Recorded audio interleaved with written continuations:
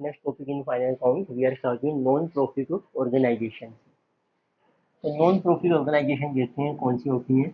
Non profit organisation से so include so clubs, hospitals, education institutes, educational institutes, maybe school, college, etc. तो अब आपने इनके final cons prepare करने हैं, तो उससे पहले देखें हैं कि इनका ऑब्जेक्टिव क्या होते हैं. नॉर्मली जैसे क्लब्स होते हैं, क्लब्स में इनके अपने ही कुछ मेंबर्स होते हैं. ये उन्हीं की एक एसोसिएशन होती है या जिसको सोसाइटी भी कहते हैं. तो इट मीन्स क्लब्स के केस में जो ऑब्जेक्टिव होते हैं, तो क्लब से provide service to its members. ये अपने मेंबर्स को सर्विस प्रोवाइड करते हैं.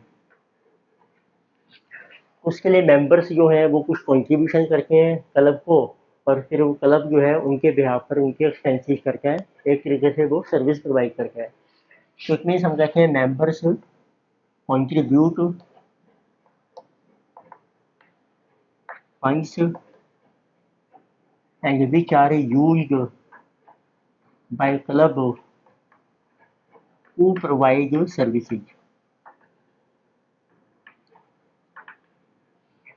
और इसी तरीके से हॉस्पिटल्स में, एजुकेशन इंस्टीट्यूशन में, इसमें हम पेशेंट्स को सर्विस देते हैं, एजुकेशन में स्टूडेंट्स को हम सर्विस प्रोवाइड करते हैं. तो इन सभी का, क्लब्स का, हॉस्पिटल का, एजुकेशन इंस्टीट्यूशन का मेन ऑब्जेक्टिव है नॉट टू अर्न प्रॉफिट. तो हमारा ऑब्जेक्टिव प्रॉफिट अर्न करना नहीं है, not to earn profit but to provide service.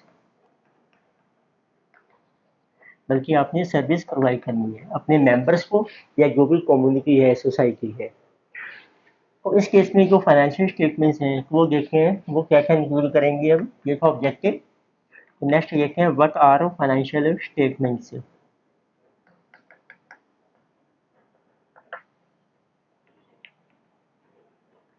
तो मेनली ये तो नॉन प्रॉफिट एंटिटीज होती हैं, ये 3 स्टेटमेंट्स प्रिपेयर करती हैं. नंबर 1, ये बनाते हैं अपना कैश बुक.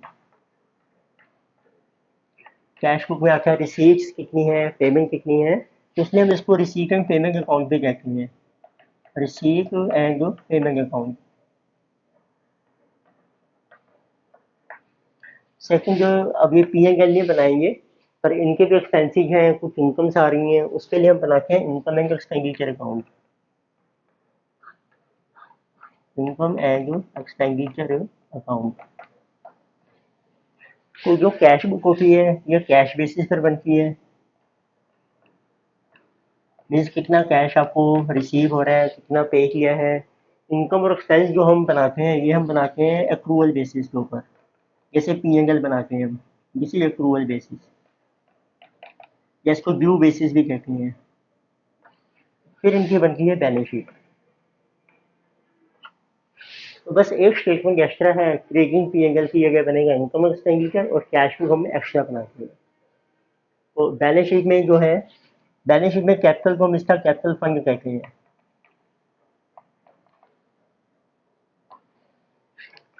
तो उसमें देखते हैं कि इनके मेन सोर्सेज क्या हैं इनकम के, कौन से मेन एक्सपेंसेस हैं. तो पहले देखते हैं जैसे कैपिटल फंड कहाँ से आता है. नंबर 1 है कि सोर्सेज ऑफ कैपिटल.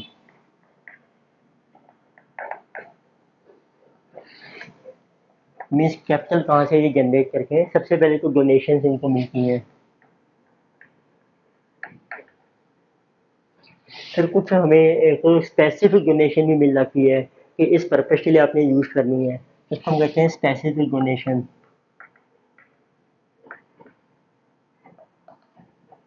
जैसे बिल्डिंग के लिए आपको डोनेशन मिली है, तो कई बार उस डोनेशन को फिर हम इन्वेस्ट भी कर लेते हैं कुछ टाइम के लिए, which is invested, which may be invested. तो उस इन्वेस्टमेंट से हमारा ऑब्जेक्टिव होता है टू जनरेट इनकम या इंटरेस्ट इनकम. तो इस टाइप की जो डोनेशन है स्पेसिफिक है जिसको आप इन्वेस्ट करके हो, उसको हम फंड भी कहते हैं। एक तरीके से ये फंड माना जाता है, जैसे ब्रीदिंग फंड है आपका। फिर आती हैं आपकी, अब मेंबर सेगमेंट करते हैं, मेंबर से हम लेते हैं life membership fees. Life membership fees means पूरी लाइफ के लिए आपको एक फीस देनी पड़ती है, तो वो भी हमारा कैपिटल बन जाता है। जब हम नए मेंबर सेगमेंट करके उनसे एंट्रेंस फीस भी लेते हैं। जैसे नॉर्मली क्वेश्चन जब साइलेंट होता है, ये भी हमारी कैपिटल की आइटम मानी जाती है। पर समटाइम के स्पेसिफाइड क्वेश्चन, कि कुछ एंट्रेंस फीस आपने अपनी इनकम एज्यूम करनी है, तो ऐसे एक लेगेसी मिलती है हमें। लेगेसी जो होती है, जैसे कोई मेंबर है, उसने कोई फंड बना रखा था, उसकी डेथ के बाद जितना भी उसका फंड का बैलेंस है वो इससे सोसाइटी को चला जाएगा, नॉन प्रॉफिट एंटिटी को। It means balance in account of a member,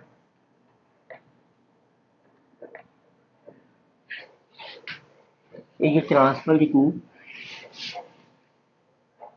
ये आपका ट्रांसफर हो जाता है, ये transferred to non profit organisation. So on his और हर डेथ, जब उसकी डेथ हो जाती है मेंबर की। और किस तरीके से ट्रांसफर होता है? Through will. तो एक विल बनाई जाती है, उसके थ्रू उसका पैसा जो है इंस्टीट्यूशन को चला जाता है, तो वो लीगेसी से जो पैसा आता है वो भी हमारा कैपिटल का सोर्स बन जाता है। ये मेन है आपके, कि जब आप कोई स्पेसिफिक फंड बनाते हैं तो उसका ट्रीटमेंट क्या होता है। जैसे कोई स्पेसिफिक फंड है आपका, तो वो किस टाइप के होते हैं? एक तो बिल्डिंग फंड होता है, बिल्डिंग फंड। अब इसको आप इन्वेस्ट करके हो, उससे जो इनकम आएगी वो इसी फंड में ऐड हो जाएगी, तो इसी फंड में आपने ऐड करनी है, ऐड इनकम्स। और इससे रिलेटेड जो एक्सपेंसिव होंगे वो उसमें से लेस हो जाएंगे, लेस एक्सपेंसिव। ऐसे एजुकेशन इंस्टीट्यूशन में हम बनाते हैं स्कॉलरशिप फंड, उसके लिए डोनेशन आ रही है, वो कैपिटल आइटम मानी जाएगी आपकी, उसको हम इसी नाम से शो करके हैं स्कॉलरशिप फंड। उससे जो इनकम आएगी वो ऐड कर दो आप, ऐड इनकम, और लेस कर दीजिए आप एक्सपेंसिव जब आप स्कॉलरशिप डिस्ट्रीब्यूट करके हो स्टूडेंट्स को। ऐसे प्राइज फंड बनाती हैं जो एजुकेशन इंस्टीट्यूशन हैं, स्कॉलरशिप फंड, लाइब्रेरी का फंड होता है। इस टाइप की बहुत सी आइटम्स होती हैं। अब देखते हैं मेन, ये थे हमारे सोर्सिंग ऑफ कैपिटल। फिर आता है इनकम के सोर्सेज क्या है मेन नॉन प्रॉफिट एंटिटीज में, सोर्सेज ऑफ इनकम। तो अब ये जो भी सर्विसेज प्रोवाइड करते हैं क्लब अपने मेंबर को, उनसे कुछ चार्जेस लेते हैं। जैसे अब सपोज करो कोई सिनेमा क्लब है, सिनेमा दिखा रहे हैं, तो सेल ऑफ टिकट्स, कोई आप उनको स्नैक्स वगैरह देते हैं, कोई फंक्शन ऑर्गेनाइज करके हैं, उससे कोई इनकम आती है। ठीक है, सेल ऑफ किसी जबर। अब जैसे आपकी है स्कूल कॉलेज है, उसमें एडमिशन फीस हम लेते हैं, स्कूल की जो ट्यूशन फीस आती है वो आपकी इनकम मानी जाएगी। तो इस टाइप से आपको दिए होते हैं। और ऐसे हमारे एक्सपेंसिव हैं, एक्सपेंसिव नॉर्मल आएंगे। और एक इनकी मेन इनकम और भी आती है, जो मेंबर्स होते हैं हम उनसे एनुअल सब्सक्रिप्शन लेते हैं, तो मेजर इनकम है इनकी सब्सक्रिप्शन। एक तो मेंबर ने की है ना आपको लाइव मेंबरशिप फीस, वो को कैपिटल करने के लिए। एक हम लेते हैं एनुअल, ये पर एनम होता है। जितने सब्सक्रिप्शन मिलेगा मेंबर से वो भी हमारी मेजर सोर्स ऑफ इनकम है। फिर उसी को हम यूज करके एक्सपेंसिव पे करते हैं मेंबर के बिहाफ पे। एक्सपेंसिव कौन से हैं? नॉर्मल टाइप के एक्सपेंसिव हैं, सैलरी आपने देनी है स्टाफ को, और any type of administration expensive. और जैसे अब कोई आप फंक्शन अरेंज करके हैं, उसके जो एक्सपेंसिव हैं, फूड वगैरह प्रोवाइड करने हैं, एक्सेट्रा। ठीक है, तो ये था हमारा बेसिक आइडिया। तो अब देखते हैं, अब मेन पॉइंट क्या था हमारा, रिसीविंग पेमेंट बनाना है, इनकम स्टेटमेंट, उनमें हम डिफरेंशिएट देखते हैं। उसके लिए दो तीन पॉइंट्स आते हैं मेजर। तो अब आपके पास है, एक तो है इनकम एंड एक्सपेंडिचर अकाउंट, और एक है आपका रिसीट एंड पेमेंट अकाउंट, जिसको कैश बुक कहते हैं।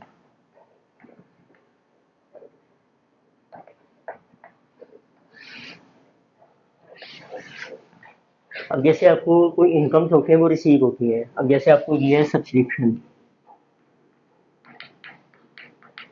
इनकम एक्सपेंडिचर पे आपने सब्सक्रिप्शन शो करना है ड्यू बेसिस के ऊपर, पर हमें दिया है सब्सक्रिप्शन जो रिसीव हो रहा है आपको। तो इसकी थ्रू इनकम कैसे निकालेंगे? हमने फाइनल कॉस्ट में किया था। अब कुछ सब्सक्रिप्शन है पिछले साल का, ठीक है, पिछले साल का जो ड्यू था उसको कहते हैं सब्सक्रिप्शन आउटस्टैंडिंग इन बिगिनिंग, साल के शुरू में। आउटस्टैंडिंग का मतलब है अक्रूड। तो ये पिछले साल की इनकम थी, पर पिछले साल मिला नहीं, इस साल मिला होगा, ठीक है, रिसीव हुआ है, पर इस साल की इनकम नहीं है ड्यू बेसिस, उसको आपने करना है माइनस, ठीक है, ये माइनस हो जाएगा। कुछ सब्सक्रिप्शन पिछले साल आपको एडवांस में मिल गया होगा, उसको हम ऐड कर देंगे, get it called subscription received in advance in beginning of year. ये भी बिगनिंग का है, पर ये पिछले साल मिला था, पर है इस साल की इनकम ऐड कर दो।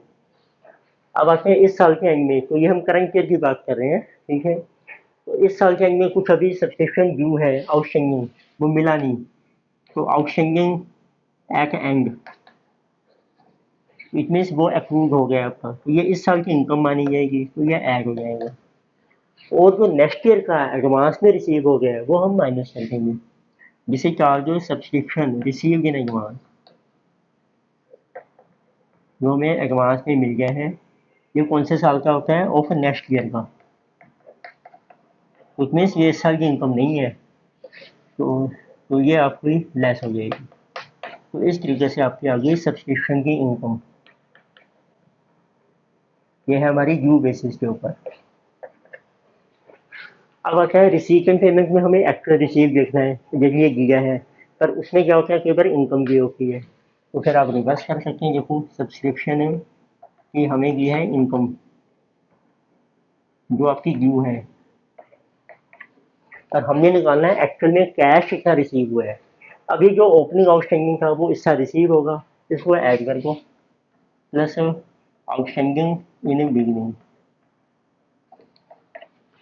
तो जो रिसीव एडवांस हो गया बिगिनिंग में वो पिछले साल रिसीव हो चुका है, इस साल को मिलेगा नहीं, पर इनकम इस साल की है तो उसको माइनस कर दो, received in advance in beginning, beginning होता है लास्ट ईयर का एंड, इस साल का बिगिनिंग, ये लेस हो जाएगा।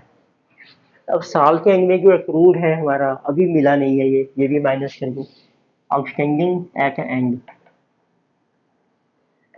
ये इनकम में तो इंक्लूड है पर अभी आपको रिसीव नहीं हुआ है, तो माइनस कर दो, कैश नहीं मिला अभी। एक नेक्स्ट ईयर का एडवांस में रिसीव हो गया है, receive in advance at and में, ये आपको इस साल रिसीव हो गया है, इसको ऐड करके ये आ जाएगा सब्सक्रिप्शन जो आपने रिसीव किया है इन कैश में। अब कई बार वो इसकी एंट्री पूछ लेते हैं, सब्सक्रिप्शन अकाउंट बनाना है आपने, तो देखो कैसे करते हैं हम।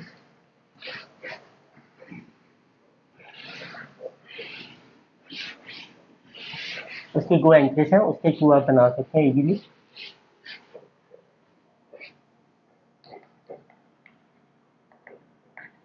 देखो पहली एंट्री होती है कितना सब्सक्रिप्शन आपको रिसीव हुआ है, सब्सक्रिप्शन रिसीव्ड इन करंट ईयर, उसकी आपने एंट्री कर दी बैंक या कैश टू सब्सक्रिप्शन, ये आपकी इनकम बन गई। अब यदि आपका सब्सक्रिप्शन जो है आउटस्टैंडिंग है एट एंड में, ठीक है, एंड ऑफ करंट ईयर, ये भी मिला नहीं है पर इनकम मानी जाएगी, तो उसको लिखेंगे हम अक्रूड, तो ये है सब्सक्रिप्शन अक्रूड हम कहते हैं, या इसका नाम चलता है आउटस्टैंडिंग टू सब्सक्रिप्शन अकाउंट, ये आपकी इनकम मानी जाएगी इस साल की। पर एक है जो आपको एडवांस में रिसीव हो गया है, subscription received in advance at and में, तो ये इस साल की इनकम नहीं है पर हमने इसमें डाल दी है, तो उसको लेस कर दो इनकम में से, सब्सक्रिप्शन, और ये लाइबिलिटी बन जाएगी, तो सब्सक्रिप्शन रिसीव्ड इन एडवांस, क्योंकि ये नेक्स्ट ईयर की इनकम है, तो इस साल हमें एडवांस में रिसीव हो गई है। और अगले साल जब आप जाओगे यही आपका ओपनिंग बैलेंस बन जाएगा, तो नेक्स्ट ईयर आपने इसकी रिवर्स एंट्री पास करनी है। Next year is opening balance, तो उसके लिए आप पास कीजिए रिवर्स एंट्री।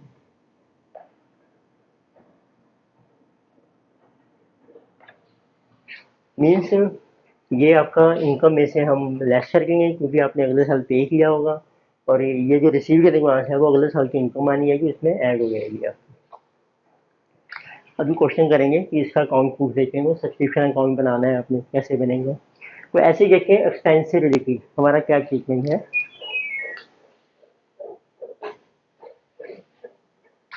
तो ये हमने डिस्कस किया इनकम का, सब्सक्रिप्शन जैसे मेन इनकम है आपकी, तो ये हम कर रहे हैं एडजस्टमेंट ऑफ एक्सपेंसेज। आपके पास है इनकम एंड एक्सपेंडिचर अकाउंट, और एक है आपका रिसीट एंड पेमेंट अकाउंट।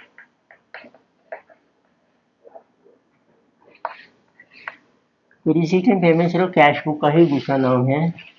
अब आपको लिया देखो एक्सपेंस पेड, एक्सपेंस हम पे करते हैं इन करंट ईयर में, और उसके थ्रू आपने बताना है इस साल का एक्सपेंस कितना है। तो अब आपके पास देखो चार चीज़ें हैं। एक होता है आउटस्टैंडिंग इन बिगनिंग में, एक है प्री पेड, आपने एडवांस में पे कर दिया था इन बिगनिंग। बिगनिंग का मतलब होता है ये लास्ट ईयर का आउटस्टैंडिंग है और लास्ट ईयर में हमने प्री पे कर दिया था। एक होता है एंड ऑफ ईयर में, आउटस्टैंडिंग एट एंड, और एक है प्री पेड एट एंड। तो अब ये पेमेंट है आपकी जो कैश में की है। अब हमने निकालना है एक्सपेंस ड्यू कितना है, तो जो पिछले साल का आउटस्टैंडिंग था वो इस साल पे किया होगा, उसको आप कर दो माइनस, ये आपका लेस हो जाएगा। प्रीपेड ये पिछले साल एडवांस में दे दिया था पर है ये इस साल का एक्सपेंस, इसको ऐड कर दो। आउटस्टैंडिंग ये भी इस साल का एक्सपेंस है, अभी पे नहीं किया है तो इसको भी ऐड कर दो, इसमें इंक्लूड नहीं है। ये हमने नेक्स्ट ईयर का पे कर दिया है। एंड का मतलब होता है इस साल के एंड में नेक्स्ट ईयर के लिए एडवांस में पे कर दिया है, ये आपके एक्सपेंस नहीं है इस साल का, ये माइनस कर दो। तो इस तरीके से आपका एक्सपेंस आ जाएगा करंट ईयर का। इसको एक एक्सपेंस आ गया आपका ड्यू बेसिस पर। रिसीट एंड पेमेंट में क्या होता है, वहाँ पर हमें एक्सपेंस दिया होता है, एक्सपेंस ऑफ करंट ईयर, यह है जो ड्यू बेसिस है। और इससे आपने निकालना है पेमेंट कितनी की है, पे कितना किया कैश में। अब देखो जो आउटस्टैंडिंग है वो इस साल पे किया है हमने, इसको प्लस कर दूंगा। यही वाला आउटस्टैंडिंग बिगनिंग ये पिछले साल का था तो इस साल पे किया होगा, पर इसमें इंक्लूड नहीं है क्योंकि ये एक्सपेंस सिर्फ इस साल का है, पर ये था पिछले साल का जो पे करा इस साल, वो ऐड कर दिया। प्रीपेड बिगनिंग ये पिछले साल पे कर दिया था, इस साल पे नहीं किया तो ये माइनस कर दो। आउटस्टैंडिंग ये भी पे नहीं किया हमने अभी, तो ये भी माइनस कर दो अब इसमें से, एक्सपेंस में से। प्रीपेड ये पे कर दिया इस साल, ऐड कर दो। ये नेक्स्ट ईयर का पे किया है पर पेमेंट हमने कर दी है, जिससे आपका आ जाएगा एक्सपेंस जो पे किया है आपने।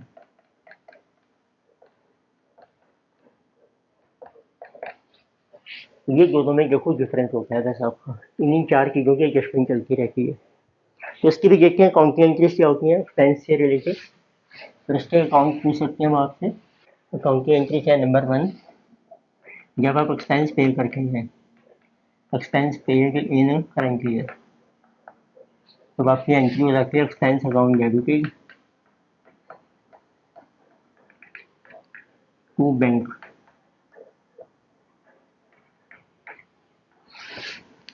सेकंड आता है एक्सपेंस फिर आपका आउटस्टैंडिंग है, expense outstanding at end of year, ये इस साल का एक्सपेंस है पर अभी पे नहीं किया है, तो उसकी एंट्री हम करते हैं expense account debited to outstanding expense account, ये आपकी लाइबिलिटी होती है। फिर जो आपने एडवांस में पे कर दी है, ये भी देखो एक्सपेंस में डेबिट हो गया, एक्सपेंस इस साल का है पर अभी पे नहीं किया है, लाइबिलिटी है। बेनिफिट एक्सपेंस प्री पेड जो हमने एडवांस में पे कर दिया है एट एंड, ये हमने नेक्स्ट ईयर की एडवांस में पेमेंट कर दी है, पर ये एक्सपेंस नहीं है इस साल का, पेमेंट में इंक्लूड है, तो हम उसकी एंट्री करते हैं प्री पेड एक्सपेंस ये आपकी एसेट मानी जाती है एक तरीके से, और एक्सपेंस में से कर दो माइनस।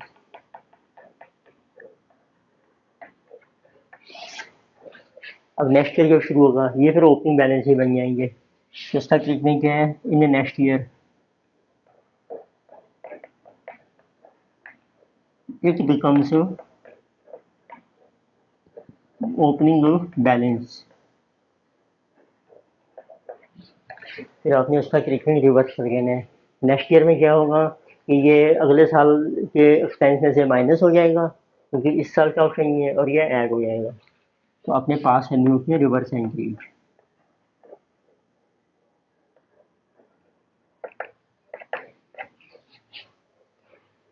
तो ये हमने डिस्कस किया नॉन प्रॉफिट के बेसिक कॉन्सेप्ट्स क्या होते हैं, कौन से अकाउंट बनेंगे, कौन सी इनकम के सोर्सेज हैं, कैपिटल क्या है, एक्सपेंसिव कैसे हैं।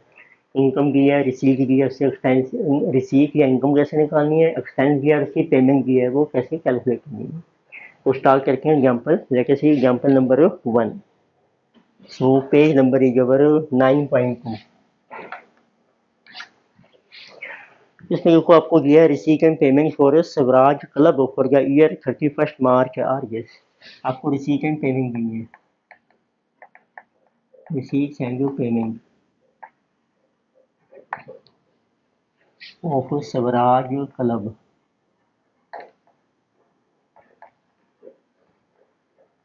For the year ended, year आपका एंड हो रहा है 31 मार्च को।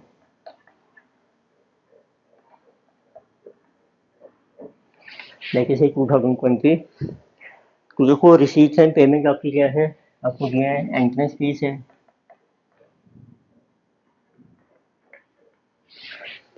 तो किसी की 300 मेंबरशिप फीस है,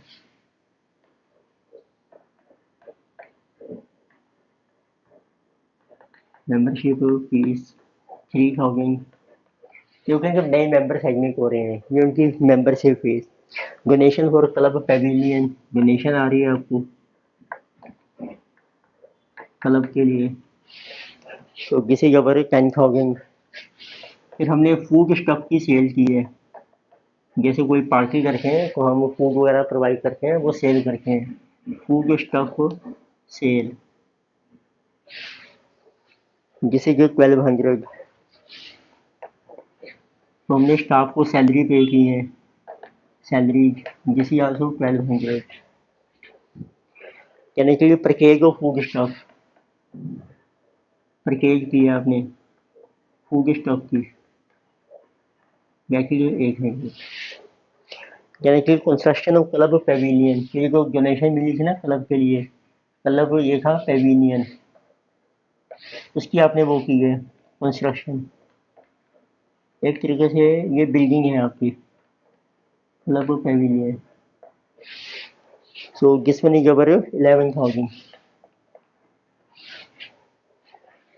general expenses, general capital expenses हो रहे हैं 600, और प्लस रेंट एंड टैक्सी भी दिए हैं 400, तो टोटल हो गए आपके 1000। फिर बैंक के चार्जेज हैं आपकी, जिसे ये 160, और आपको दिया है कैश इन हैंड, कैश का बैलेंस दिया है, कैश इन हैंड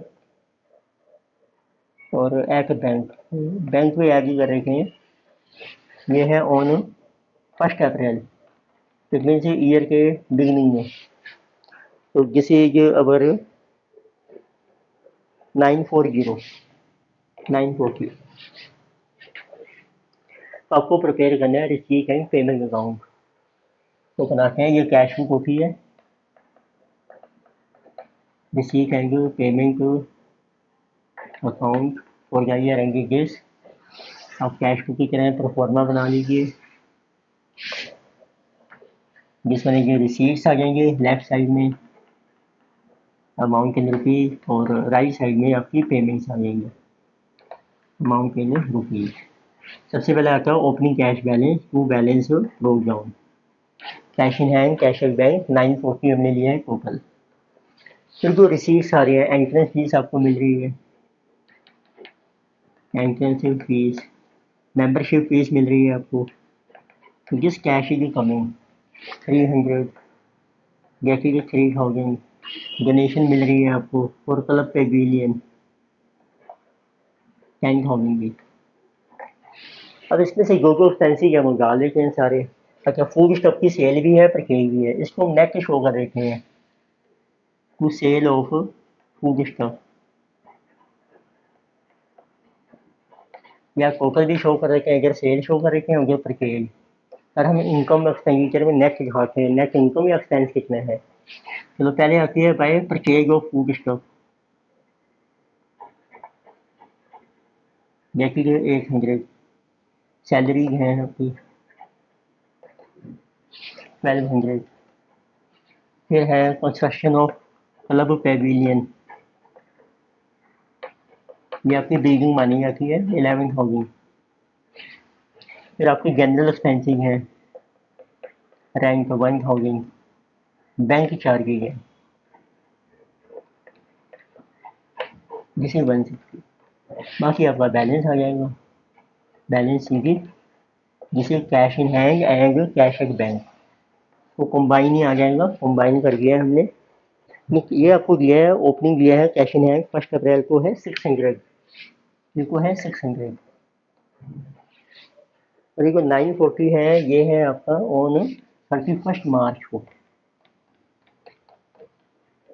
राइट। और 1 अप्रैल को भी दिया है हमें, वो है 600, तो उसमें सीधी दिया ही हुआ है आपको 940 क्लोजिंग। तो टैली कर लेते हैं तो दोनों side 13, 14, 14 and 15,100, this is 2011, 13, 14, so 14,000 plus our 160 plus 940, 15,100, ये आपका इसको टैली हो गया। तो कई बार होता है क्लोजिंग बैलेंस मिसिंग होता है, वो फाइंड आउट हो जाएगा बैलेंस शीट में। Next we have illustration number 2, तो इसमें आपको मेंशन किया है ड्यूरिंग ईयर, ड्यूरिंग 2016, 2016 का ईयर है, एंड सब्सक्रिप्शन रिसीव हो रहा है आपको कैश में, subscription receive in cash, so that will give 42,000, and it includes 1,600, और इसमें इंक्लूड है और 2015 का पिछले साल का 1,600, and it also includes 600 includes for 2017, ये नेक्स्ट ईयर का इंक्लूड है आपको। And also they are saying also rupees 3,000 तो स्टिल टू बी रिसीव्ड, ये आपको रिसीव करना है, टू बी रिसीव और 2016, तो आपको कैलकुलेट करना है। बाकी इनकम फ्रॉम सब्सक्रिप्शन, तो इनकम निकालते हैं इसको, इनकम फ्रॉम सब्सक्रिप्शन, तो फार्मूला वही है सिंपल। आप लिखिए पहले सब्सक्रिप्शन रिसीव कितना हो रहा है आपको 42,000, फिर वो पिछले साल का रिसीव हुआ है, इसमें ये पिछले साल का आउटस्टैंडिंग था, आउटस्टैंडिंग इन बिगनिंग, इसको लेस कर दूंगा 1,600 को, और कोई नेक्स्ट ईयर का रिसीव हो रहा है, ये एडवांस में रिसीव हो गया है, ये भी लेस कर दो, रिसीव्ड इन एडवांस, ये है एट एंड ऑफ ईयर, ये नेक्स्ट ईयर की इनकम है, 600 भी माइनस हो जाएंगे। फिर इस साल के एंड में जो ड्यू है अभी मिला नहीं है वो ऐड कर दो, plus outstanding at end, outstanding का मतलब होता है सब्सक्रिप्शन में accrued income, subscription accrued in beginning accrued at end 3,000, तो ये आपकी इनकम 45 में से लेस हो गए 2,200, जिसे जो 42,800, this is our income from subscription. तो आप इसका अकाउंट भी बना सकते हैं, सब्सक्रिप्शन अकाउंट, तो अकाउंट बनाता हूँ मैं जैसे, तो आपने बनाया है सब्सक्रिप्शन अकाउंट, हम इस साल का बना रहे हैं 160। मैंने 3 एंट्री बताई थी आपको। सब्सक्रिप्शन जो आपको कैश मिलेगा, तो हम एंट्री करते हैं बाय कैश। ये आपको मिला 42,000। फिर हमने करनी होती है सब्सक्रिप्शन जो आउटस्टैंडिंग है, एक एंड में ये इनकम मानी जाएगी। ये था एक्रूड सब्सक्रिप्शन और by outstanding subscription to subscription account, ये आपकी इनकम बन गई 3,000 की। तो अगले साल ये रिवर्स हो जाती है। इट मीन्स यहाँ करेंगे हम टू आउटस्टैंडिंग सब्सक्रिप्शन। ये कौन सा है, जो ओपनिंग साल के शुरू का, वो है आपके पास 15 का, पिछले साल का, जो इस साल मिल रहा है 1600। फिर एक हमने की थी सब्सक्रिप्शन जो हमारा जो है रिसीव इन एडवांस हो गया है, उसकी एंट्री की सब्सक्रिप्शन अकाउंट जाते थे to subscription received in advance. ये है 2017 नेक्स्ट ईयर का। How much is 600। तो बाकी जो बचेगा आपकी, अब जो इनकम होती है वो क्रेडिट हो जाती है तो इनकम एंड एक्सपेंडिचर में, उसके बाद जो सब्सक्रिप्शन अकाउंट जाते थे वो इनकम एंड एक्सपेंडिचर अकाउंट, ये आपकी इनकम बन जाएगी इस साल की। अच्छा, इसमें जैसे ये आउटस्टैंडिंग था सब्सक्रिप्शन ओपनिंग, ऐसे हो सकता है आपका by subscription receive in advance, जो एडवांस में रिसीव हो गया था ओपनिंग का, पर वो इसमें है नहीं आपको। तो हाउ मच इज इनकम 45,000। अब देखो सेम आएगा जो हमने ऊपर निकाला था, इसमें से ये माइनस हो गया, इसे 42,800, 45 में से 2200 आपके माइनस हो गया। तो next we have illustration number 3। इसमें भी देखो आपको मेंशन किया है सैलरी की पेड ड्यूरिंग ईयर। तो ईयर है आपका 2016। तो इस साल आपने सैलरी जो पे की है, सैलरी की पेड 23,000। फिर आपको मेंशन किया है सैलरी जो अनपेड, फिर 2015 की सैलरी जो अनपेड है आपकी, और एक है आपकी प्रीपेड, यह इस साल के एंड में एट एंड ऑफ ईयर। फिर एक आपको दिए ईयर 2016 की unpaid at end, prepaid at and.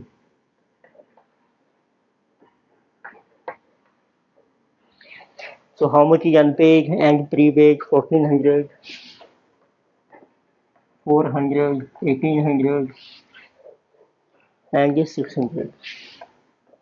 आपको फाइंड आउट करना है what is expense from salary to be debited to income and expenditure account. तो देखो एक्सपेंस कैसे कैलकुलेट करेंगे हम, तो आपको लिखना है पहले सैलरी जो आपने पे कर दी है 23,000।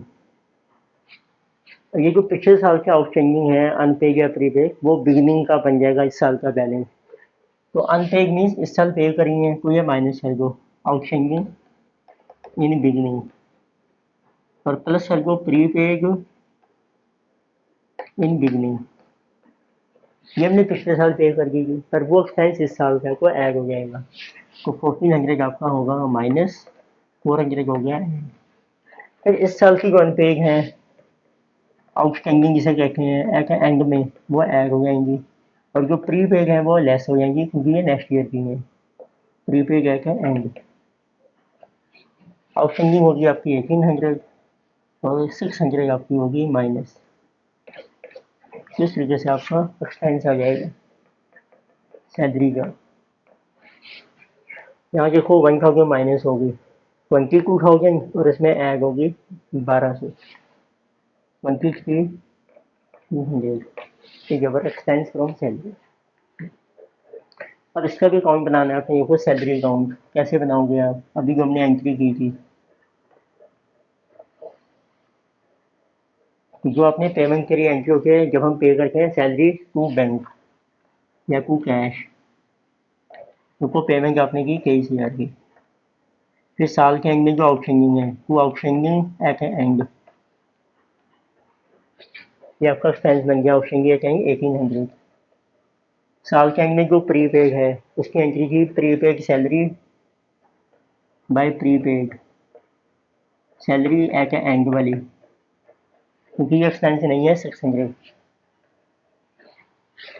अब जो आउटस्टैंडिंग थी एंड वाली तो पिछले साल की जो होगी वो अगले साल रिवर्स एंट्री होती है, तो वो यहाँ आ जाएगी बाय आउटस्टैंडिंग इन बिगनिंग। तो यहाँ कितनी थी आपकी outstanding in beginning, unpaid in beginning 1400, और जो प्रीपेड थी बिगनिंग में वो इधर आ जाएगी to prepaid in beginning how much 400। तो वो एक्सपेंस होता है वो डेबिट होता है पी&एल में, एंट्री बनती है पी&एल की सैलरी बाय पी&एल, उसका नाम है इनकम एंड एक्सपेंडिचर अकाउंट। तो ये आपका एक्सपेंस आ जाएगा। तो this is 25,200 25,200 minus 2,000 23,200 is our expense. तो नेक्स्ट लेक्चर में हम अब इसका फुल क्वेश्चन डिस्कस करेंगे। एग्जाम्पल नंबर है आपकी 4th एंड 5th।